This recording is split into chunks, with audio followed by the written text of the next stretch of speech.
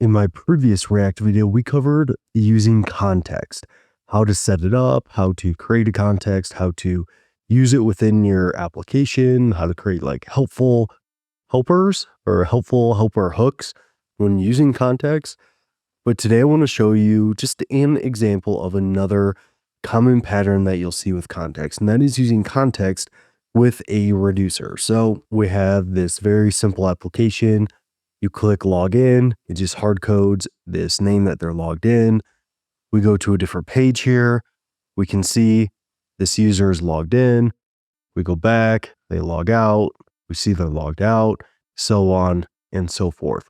So in this app here, we're managing this context with a reducer. So let's go to the code, and very similar to how we've done in the past, I'm not gonna go through all the details here. If you want to know how to create context and use it, check out my last video on using context in React.js. But effectively, we set up the different types right here for our user state and our user action. I also have a specific video on reducers that you can see as well. And I'm not going to hit all the details here. I'm just going to kind of go over this pattern that you'll see. And then we set up our initial state for our context. We call the create context function from React with our initial state. And then also, as a second argument to create context, we pass a dispatch prop, which right now is just a function that returns null. And then here we create a reducer, just like you create any other reducer, where we have our state and our action arguments. And then it has our switch case here on our action.type.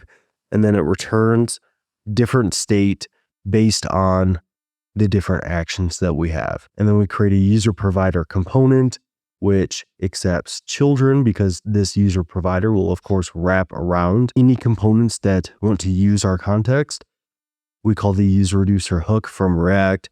We pass in our user reducer, our initial state, and of course that returns our state and dispatch items within an array here, just like any other user reducer call. And then in the user context.provider, as the values, we pass both the state and the dispatch here. So we're just using kind of basic React functionalities of context and this user reducer hook, but then we're just passing the state and dispatch as the value of our user context provider here. And then below here, we have this use user context hook that basically just calls the use context hook from React and passes in our user context.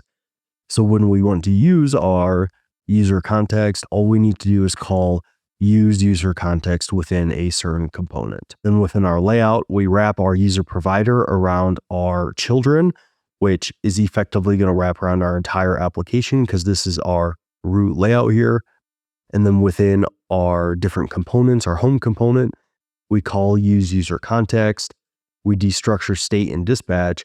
And then for logging in, all we need to do is call dispatch with a type of set user and an appropriate payload. Of course, in a real application, you would not just hard code the name and email here. It would be what the user actually types in. But for our example here, this is going to be just fine. And then for logging out, we just call the dispatch function again with a object or an action with type reset user. And then within our profile page, all we want to do is read the state of the use user context.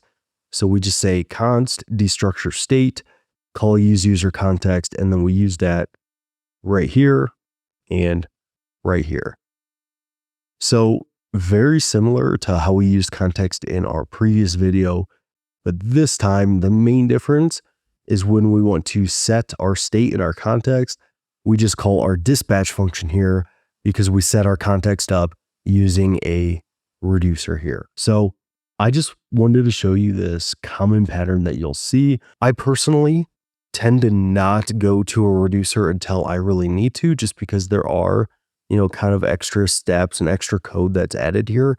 But sometimes you will find, like, if you have a lot of different cases here where you are going to be setting state based on different user actions, that tends to be a good time to use a reducer.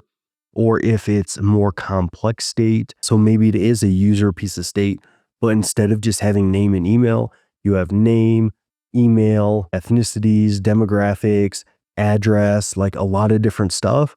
Okay, At that point, it might be a good idea to use a reducer rather than trying to manage all that with use state.